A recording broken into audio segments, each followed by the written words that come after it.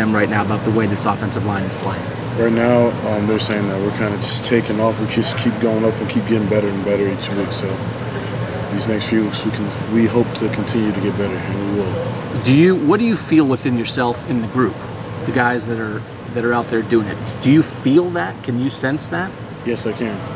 It's a mentality that no one's going to touch JT. No, that's our mentality.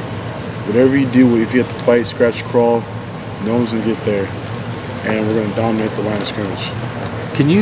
That fourth quarter, the receivers were running their routes, JT was making the throws, but you guys were giving him the time to do it. What did it feel like in that fourth quarter to do that in a moment where if you guys let a sack or two through, you guys probably lose that game?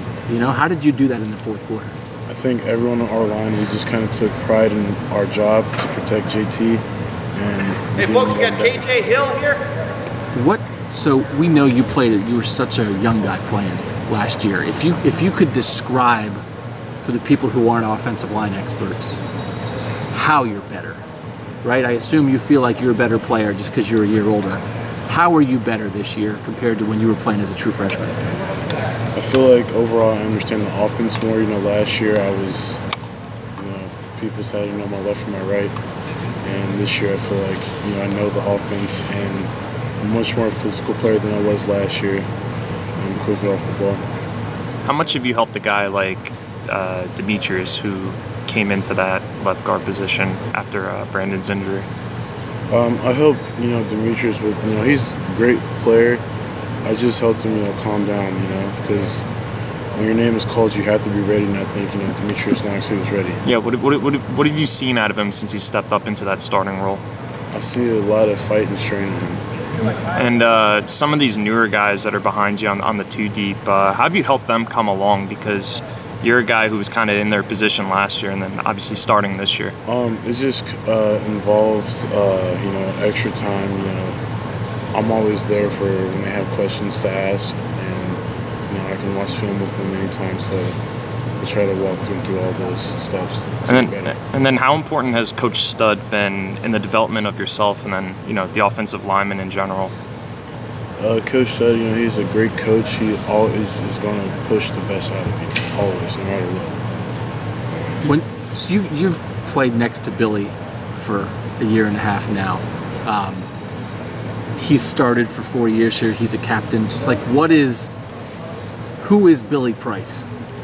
Billy Price, he's a very strong leader.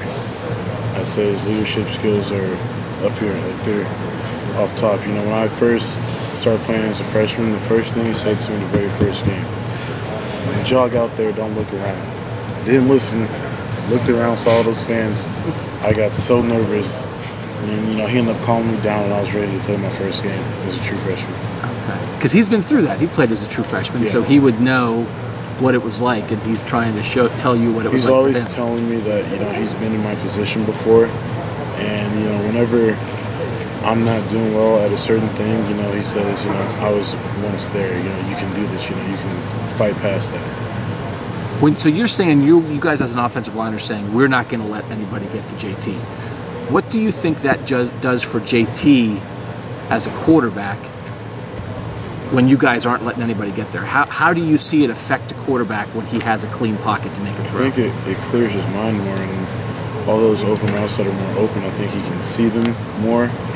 And, just look at last game. It was 33 or 39, and 4 of them dropped passes.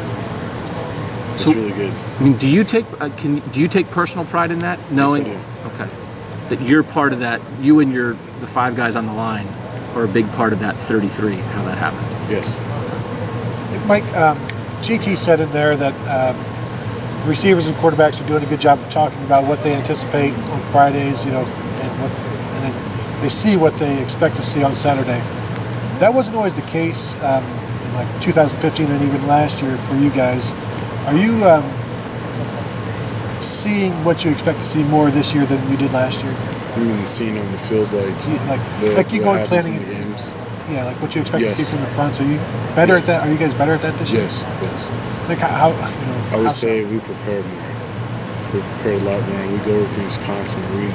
get a lot of practice reps, and we practice that same play over and over and over and over again until it's perfected. Now, Kevin Wilson, after I think the Oklahoma game, said he needed to do a better job of anticipating. Have you guys seen that, in play calling and the success of the offense?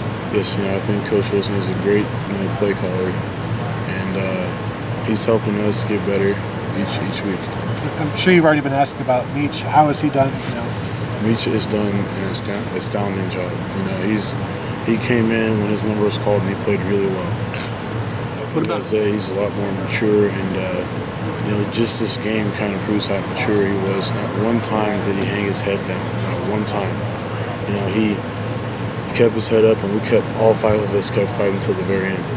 What about you? Are you a vet now?